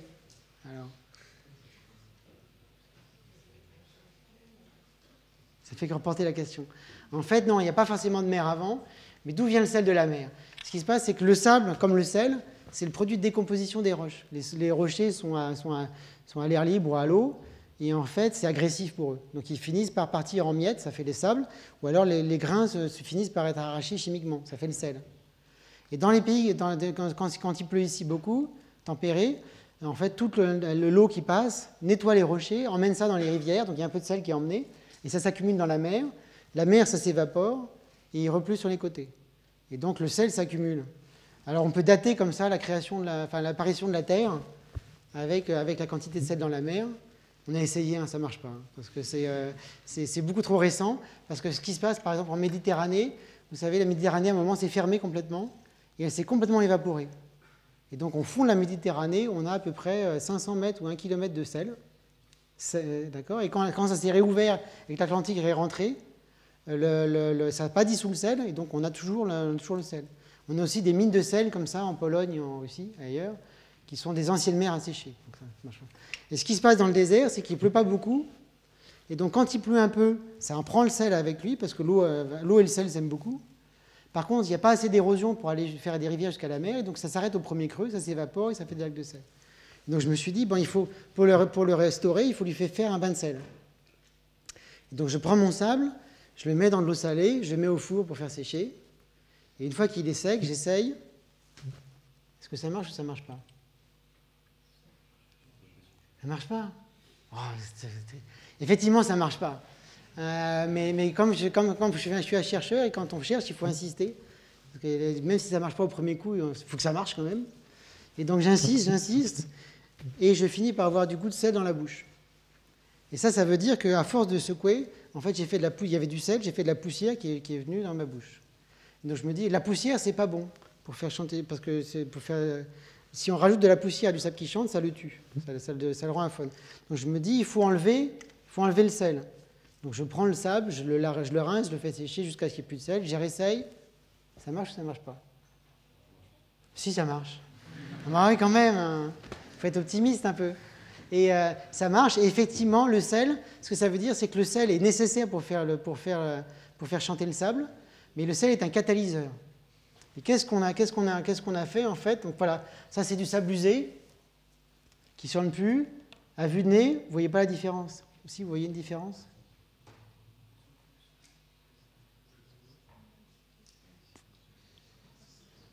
Et bien en fait, ce que vous voyez, c'est que les grains là sont un peu plus clairs. Les grains sont transparents, c'est des grains de quartz arrondis, ça veut dire qu'ils ont voyagé pendant très longtemps, mais ils sont plus clairs que là. Là, vous avez les mêmes grains arrondis, mais ils sont recouverts d'une couche un peu jaune-orange. Donc ce qu'il y a autour de ces grains, c'est ce qu'on appelle la glaçure du désert. C'est ce que vous voyez là. Là, vous avez un rocher, je ne sais pas si vous voyez un petit bout de rocher. Vous voyez, il est noir, brillant. D'accord ? Vous avez ça, il vient de la vallée de la mort. Vous regardez, vous avez du sol couvert de rochers noirs brillants. Vous vous dites, ah, je suis dans un environnement volcanique. Parce que typiquement, c'est du basalte. En fait, ce n'est pas vrai. Vous regardez de l'autre côté, d'abord, il est rouge clair, rose clair, et vous le cassez, vous avez du calcaire quelconque. Pourquoi ? Parce qu'en fait, il est recouvert d'un vernis qui le rend brillant, justement, comme du cirage, et il est noir parce qu'il contient des minéraux qui le rendent noir. Là, au Maroc, typiquement au même endroit, vous avez un rocher, là, qui est brillant. Si vous regardez bien, il y a des stries d'érosion avec le vent, mais il est brillant, et de l'autre côté, en fait, c'est un calcaire tout bête. Pourquoi ? Parce qu'il est recouvert d'un vernis. Et là, ce que vous voyez, c'est que les grains de sable sont recouverts d'un vernis et que là, après être usé, ce vernis a disparu. Donc là, ils sont bien recouverts, ils sont tous jaunes. Et là, le vernis a quasiment disparu, sauf dans certaines poches. Et ce qu'on a reconstitué, donc là, on voit les traces du vernis. Donc là, c'est au microscope électronique. Vous voyez qu'il y a c'est une sorte de peinture un peu pâteuse. Hein. Ça, c'est un quartz cassé, et donc le quartz, normalement, il fait des cassures très propres, et vous voyez que tout ça, c'est du dépôt. Et là, c'est du quartz usé, donc le dépôt a disparu, vous retrouvez la surface lisse du quartz, et là, restauré, on a remis une couche de petits grains un peu sales. Et donc, ce que fait le sel, là, c'est des grains restaurés avec le traitement, et si on met en même temps une lame de verre dans le gratin de grains au sel, quand on rince tout ça, sur la lame de verre, on voit des irisations. Ça veut dire qu'on a effectivement réussi à déposer une couche qui fait à peu près la longueur d'onde de la lumière, donc 400 à 600 nanomètres. Et c'est cette couche-là, qui est une couche de vernis, qu'on a réussi à remettre sur les grains. Donc voilà un autre zoom. Là, vous voyez la plaque de verre normale, et donc là, vous avez une épaisseur à peu près régulière de vernis qui a été déposée sur la plaque. Alors c'est du vernis qui est mou, hein. Donc vous voyez, là, il y a déjà des traces d'usure. Il a été gratté. Et c'est pour ça qu'en frottant, en secouant les grains entre eux, on finit par l'abraser et le faire disparaître. Alors c'est quoi ce vernis ? Les gens ne connaissaient pas trop, mais si on a regardé la composition, donc là c'est sur un grain de titane, on regarde la composition au microscope, et on voit qu'on a de la silice, de l'aluminium, du calcium et du fer et du magnésium. Donc si je vous dis ça, vous allez me dire, oui, mais en fait ça c'est les minéraux les plus courants dans la croûte terrestre, hein, donc c'est pas très intéressant. Mais si je vous dis aluminium plus silicium plus aluminium plus un peu de fer et magnésium, en fait normalement vous devriez dire, ah oui, mais c'est de l'argile. Parce que l'argile, c'est des silicates d'aluminium dopés au fer et au magnésium par exemple. Et ça, l'argile, c'est justement quand les rochers se désagrègent, donc je vous ai dit, ils font des grains de sable et puis du sel, mais aussi les autres minéraux, ils finissent par se réassocier, et la fin de décomposition des roches, c'est typiquement de l'argile. C'est le produit final qui est l'énergie la plus basse, qui réagit le moins. Et donc, typiquement, ce qu'on a fait, c'est qu'on a resynthétisé une couche, alors c'est pas très solide, effectivement, on a resynthétisé une couche d'argile autour des grains de sable. Alors, comment ça marche ? Normalement, le sel, c'est constitué de chlore et de soude, NaCl. Donc le chlore et la soude, c'est des acides et des bases très fortes. Mais si vous les mélangez entre eux, ils se neutralisent. Donc normalement, de l'eau salée, c'est pas très agressif. Par contre, ce qui se passe là, c'est qu'au lieu de faire de la chimie normale, c'est-à-dire au lieu de faire de la chimie de dissolution, et puis on rajoute de l'eau ou on rajoute d'autres ingrédients, ce qu'on fait, c'est qu'on fait de la chimie d'évaporation. Donc on enlève l'eau. Et ça, c'est pas très étudié. C'est rare, en fait. Alors, on voit seulement ça dans le désert. Mais historiquement, c'est ça qui avait incité, je ne sais jamais si c'est Berthollet ou Berthelot, le grand chimiste français. Berthelot, voilà. Et en fait, qui était compagnon, qui était en fait un des scientifiques envoyés par Napoléon en Égypte. Et il est allé dans le désert, et il a vu des lacs de sel, et avec des dépôts minéraux sur les bords, avec des sels de différentes couleurs. Et c'est ça qui l'a inspiré, et il est revenu faire de la chimie minérale à Paris, et son laboratoire était décoré à la mode égyptienne. Mais vous voyez que c'est de la chimie d'évaporation, et c'est très différent. Et ce qui a l'air de se passer, c'est que l'acide et le chlore et la soude, quand ils deviennent très concentrés, très secs, avec presque très peu d'eau, ils redeviennent indépendants et donc ils redeviennent très agressifs. Et la soude est capable de dissoudre la silice et le chlore est capable de dissoudre les autres minéraux. Et une fois que c'est fait, on continue à évaporer. Et là, le sel, c'est justement ce qui est le plus polaire, ce qui préfère l'eau. Et donc le sel garde l'eau, typiquement, et redépose tout le reste sous forme d'argile homogène sur le reste. Et donc c'est comme ça qu'on interprète la création de ce vernis. Et donc voilà, je vais finir sur la recette, si ça vous intéresse, pour faire du sable qui chante. Donc on a réussi à en faire ici du sable qui chante artificiel. Donc là, vous avez ce qu'il faut d'abord, c'est surtout des grains ronds. Là, vous voyez les grains marocains. Il faut des grains un peu vieux, donc du quartz un peu arrondi, mais il faut des grains frais qui contiennent des minéraux pour donner les autres minéraux. Si vous avez que du quartz, ça ne marche pas. Là, vous voyez le sable de Doman, le record. La particularité, ce n'est pas la taille, parce qu'il est très polydisperse. Par contre, la particularité, c'est qu'il est vraiment extrêmement rond. Donc vous prenez des billes bien rondes, comme des billes de verre, là, qui sont faites donc de manière industrielle. Vous secouez, ça ne fait aucun bruit. Vous mettez du sable normal en poussière. Vous faites le gratin de grains en sel plusieurs fois. Vous obtenez justement du sable qui est un peu plus gris. Donc vous rincez, vous enlevez la poussière, vous enlevez le sel. Un peu plus gris parce que vous avez le dépôt probablement d'argile autour. Et celui, il se met à chanter. Voilà.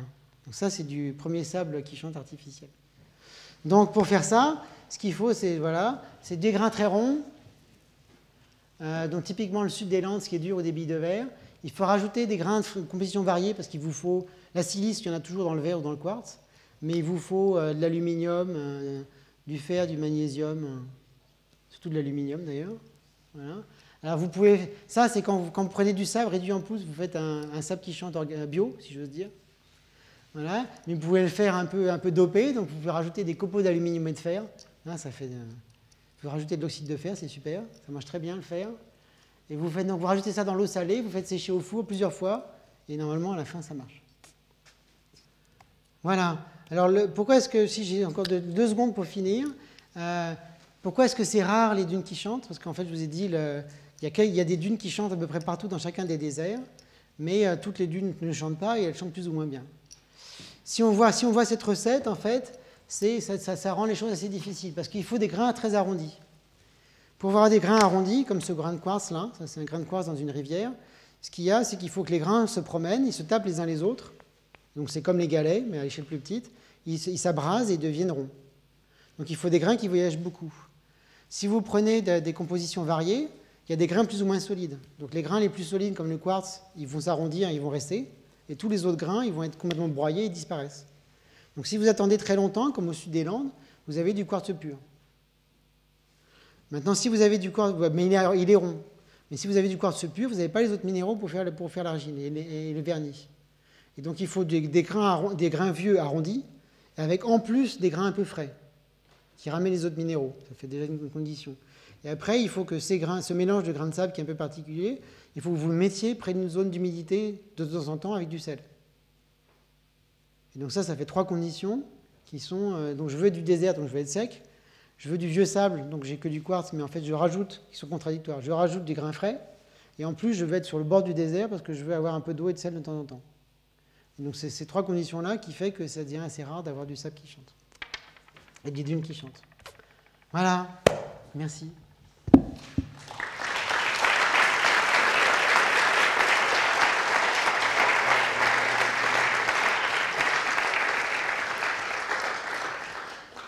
Bien, merci beaucoup pour cette belle conférence. Est-ce que vous avez des questions?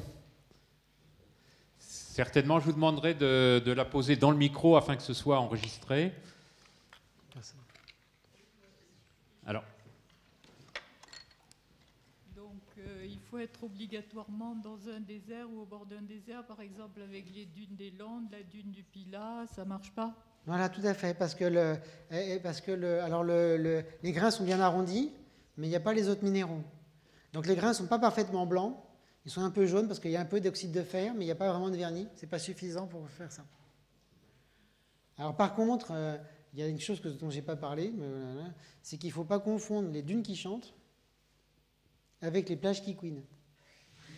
D'accord. Pourquoi je dis ça, c'est parce que la plage des Landes, c'est des plages qui couinent. Et quand ça couine, c'est des choses qui sont très différentes. C'est que vous avez des sables, au contraire, pour que ça couine, il faut les landes sont connues parce qu'il y a beaucoup de surf. Il y a les vagues qui déferlent. Et en fait, les vagues qui déferlent, ça prend le sable, ça le retape. Et donc, en fait, les grains de sable, ils sont vraiment comme ce grain de quartz-là, ils sont très propres. Ils sont très nettoyés. Voilà un détail de grain de quartz qui vient des Landes. Il y a un peu de sel qui a séché, qui fait des cristaux. Mais vous voyez, vous avez une surface de quartz très propre avec des petites traces d'impact partout. Et ce qu'il faut, c'est que ces grains de sable-là, en fait, il faut qu'ils soient juste avec la bonne humidité pour que ça fasse du bruit.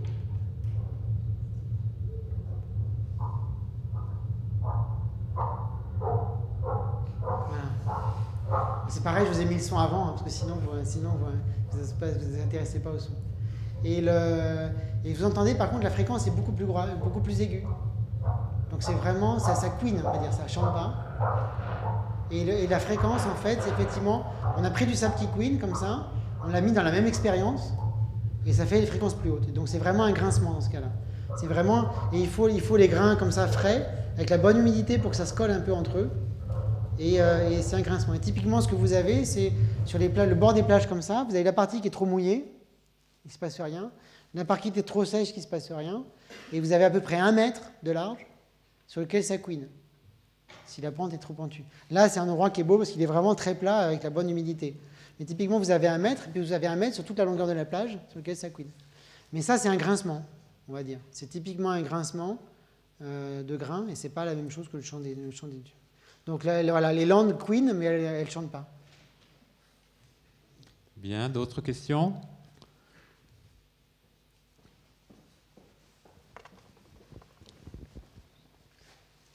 Bonjour, oui, j'avais une question, c'était, est-ce que vous pourriez expliquer pourquoi le vernis, en fait, qui entoure les grains, donne cette propriété particulière?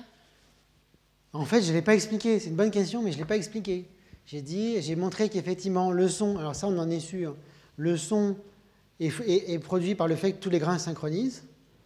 Pour que les grains synchronisent, on a absolument besoin de ce vernis, et le vernis suffit, puisqu'on a fait ça. Maintenant, comme vous le dites parfaitement, je n'ai pas expliqué pourquoi le vernis fait que les grains synchronisent. Alors là, on n'a pas d'explication définitive, mais on a une petite idée avec les mains. C'est que si je vous dis un objet rond recouvert de quelque chose de mou qui s'use et qu'il faut changer régulièrement, vous pensez à quoi?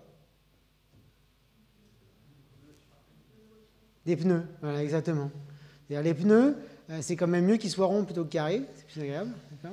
Et après, c'est mieux qu'ils soient recouverts de caoutchouc si on n'est pas des trains, si on n'est pas extrêmement lourd, parce que sinon, on n'a pas de frottement suffisant, on peut glisser. D'accord? Et donc, par contre, le prix à payer, donc le caoutchouc, ce qu'il fait, c'est qu'il fait un bon contact mécanique, ce qui fait que la roue roule sans glisser. Par contre, le prix à payer, c'est que c'est un peu mou et que du coup, ça s'use. D'accord? Et là, il semblerait que c'est exactement la même chose. C'est-à-dire que les grains, si on veut que tous les grains montent et descendent, en fait, en même temps, il faut qu'ils roulent bien les uns sur les autres. Et c'est pour ça que c'est important que ce soit rond. S'ils ne sont pas ronds, ils peuvent se bloquer ou alors déraper. Et donc, s'ils sont recouverts, les billes de verre, par exemple, les billes de verre, c'est très rond et très lisse, mais en fait, c'est très mou. Donc, typiquement, quand vous prenez un sable normal, l'angle du tas de sable, c'est 30 degrés. Et là, l'angle des tas de billes de verre, je ne sais pas si vous le voyez là, il est plus faible, il est de 25 degrés. C'est vraiment très bas. Ça veut dire qu'en fait, les billes de verre, elles ont tendance à glisser les unes sur les autres. Et donc, il faut éviter ça. Parce que si on glisse, en fait, on ne roule pas. Maintenant, une fois qu'on a du vernis et que les grains roulent vraiment les uns sur les autres, il y a des problèmes de frustration mécanique, comme on dit. C'est-à-dire que si vous avez un grain qui roule comme ça, tout va bien sur 2 grains. Maintenant, si vous avez un autre grain ici qui roule dans la même direction, ici, il va risque d'y avoir un frottement mécanique, un frottement entre les deux. Et donc, s'ils avancent et qu'ils descendent, mais qu'ils ne vont pas exactement à la même vitesse, ils risquent de se rentrer dedans et de frotter. Et donc, il semble que le sable préfère un système où il y a moins de frottement et où, en fait, ils roulent tous en même temps, mais quasiment avec des colonnes comme ça, où ils ne se touchent pas ici. Donc, ils diminuent le frottement et c'est ça qui fait qu'il y a du chant.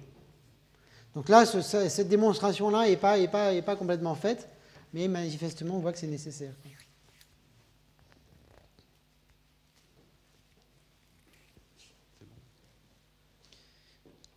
Une question qui me vient là quand tu parles de ça, est-ce qu'on peut faire des simulations numériques justement, qui décrirait le comportement individuel des grains de sable et qui permettrait de creuser ces explications et de s'assurer Oui, alors il y a des gens qui les ont fonctionnent. faites. Il y a des gens qui en ont fait, qui disent qu'il y a des synchronisations de mouvements. Mais moi, je suis toujours un peu méfiant, en fait. Hein, parce que c'est très dur de faire des simulations numériques de grains de sable avec des conditions mécaniques réalistes. Et donc, on met toujours alors, il y a des conditions plus ou moins ad hoc. Et après, il y a toujours une question de savoir est-ce que ce qu'ils voient, c'est vraiment de la synchronisation ou c'est du grincement, si j'ose dire. Donc, c'est jamais très, très net. Mais la simulation numérique, en plus, c'est une simulation numérique. Bon, maintenant, les ordinateurs font toujours des progrès chaque année, mais pour faire une avalanche qui sonne, il faut quand même pas mal de reins. Donc, faire une simulation numérique avec des grains tous différents qui interagissent mécaniquement entre eux, il faut en mettre beaucoup, beaucoup. Ça commence à devenir des très grosses simulations numériques. Donc, les simulations numériques que je connais, qui disaient qu'avoir vu du sable qui chante, pour moi, il n'y avait pas assez de grains pour que ça soit convaincant. D'accord. Est-ce que une dernière question? Oui.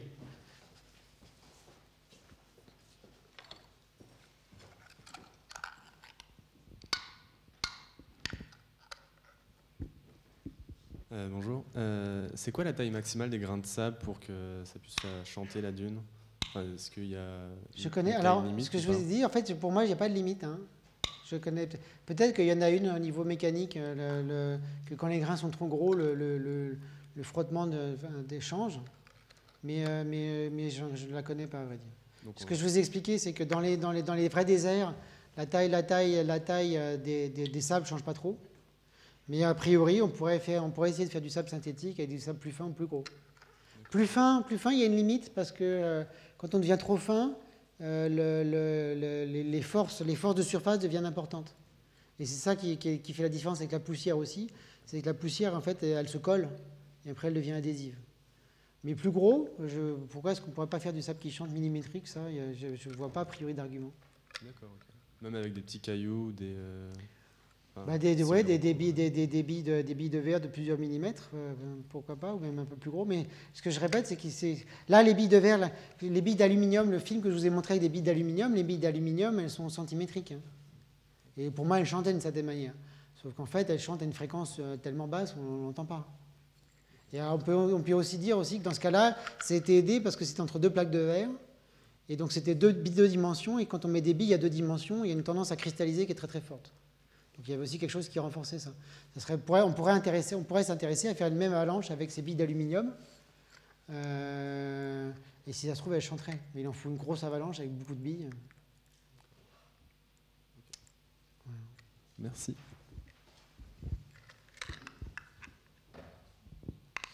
Bien, merci beaucoup. Je pense qu'on peut remercier encore Stéphane pour cette belle conférence.